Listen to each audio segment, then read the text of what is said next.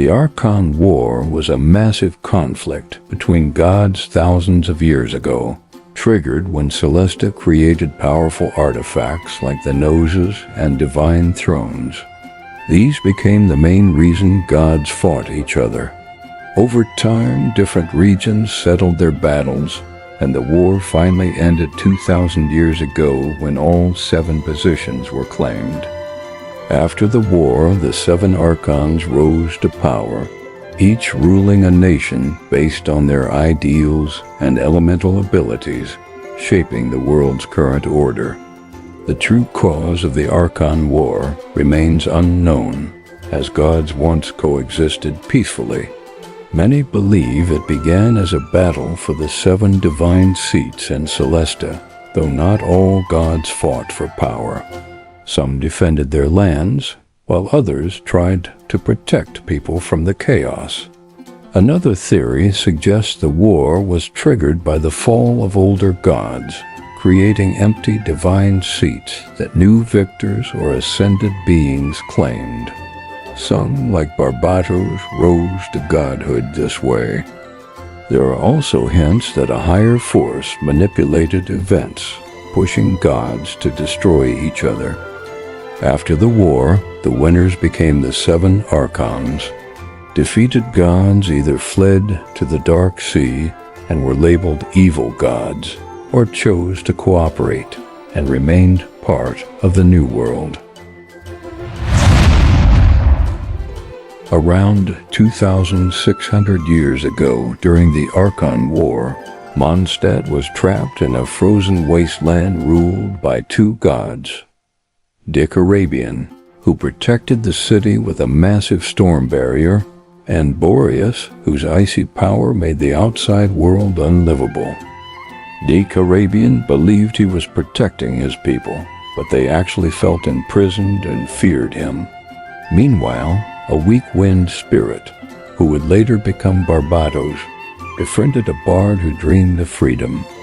Inspired by that dream, Barbatos, the bard, and their allies led a rebellion against Rukkhadevata. They succeeded in defeating him, freeing Mondstadt, though the bard died in the process. After the war, Barbatos became the Anemo Archon, taking the bard's form to honor him.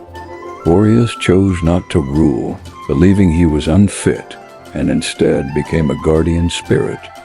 Barbatos then reshaped Mondstadt into a livable land and established it as a nation of freedom, choosing not to rule directly to avoid becoming a tyrant. During the Archon War, Morax and Gaisang ruled together in Gili Plains, protecting their people alongside the Adepti. But 3,700 years ago, Gaisang died in a devastating battle that destroyed the region, forcing Morax to move his people and establish Liyue Harbor. From there, Morax fought relentlessly to defend Liyue, defeating powerful gods and monsters, sealing many of them away. His battles were brutal, shaping the land itself. Some gods, like Marcosius, sacrificed their power to protect the people, while others, like Orobashi, fled after defeat. To deal with the lingering chaos, Morax created the Yaksha, warriors who fought dark forces but were slowly consumed by the burden, leaving only Jiao alive today. Not all stories were of strength, some were tragic.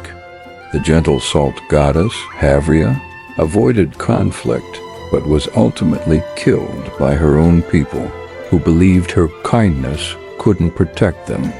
Her death turned everything around her into salt, leaving behind only a distorted legacy. In the end, Morax's victories and sacrifices shaped Liyue into the nation that stands today.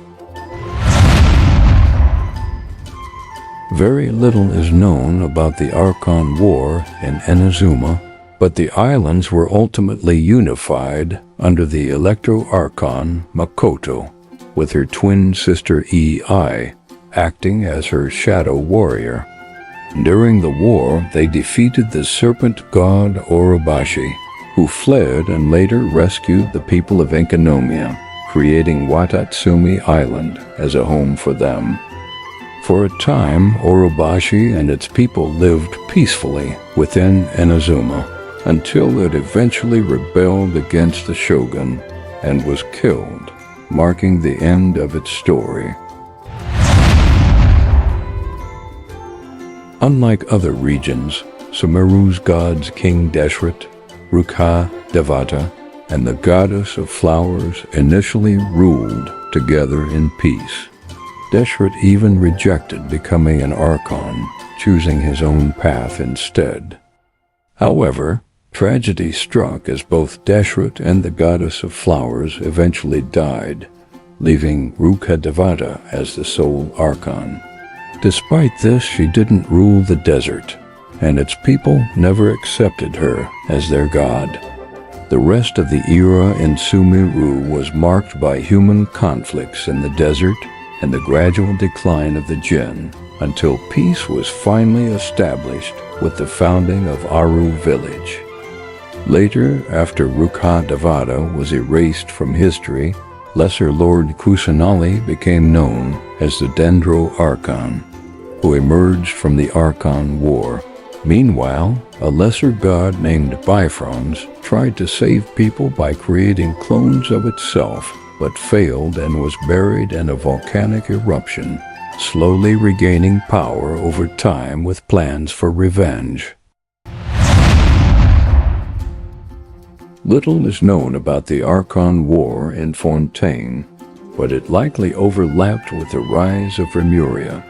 During this time, Egeria was sealed away by Celesta for creating humans from Oceanids. Meanwhile, King Remus of Remuria tried to unite Fontaine to prevent a foretold disaster, launching a harsh campaign to bring all tribes under his rule. However, his own creation, Phobos, eventually caused the downfall of Remuria, leading to Remus's death and the sinking of his civilization. Afterward, Celesta ordered Egeria to return and take control of Fontaine as the Hydro Archon. She later exiled criminals, but some were given redemption by building the fortress of Meropide and guarding her secrets beneath the sea. Natlan was largely untouched by the Archon War, as the region was already consumed by internal battles between powerful dragons. One major conflict was between Esbalanque and the Pyro sovereign Shukota, where Esbalanque emerged victorious. After this, he became the first Pyro Archon and established Natlan's unique system, even drawing on the power of death to shape the nation. After the Archon War, the Beli Tsar emerged as the first Cryo-Archon, though little is known about Snezhnaya's role in the conflict. One known event is a battle between the Tsar and the dark god Chernobog.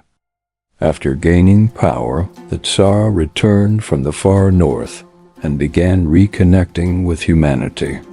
However, influenced by a mysterious figure, he developed a larger goal to overthrow the divine order and create a perfect, eternal world known as Elysium.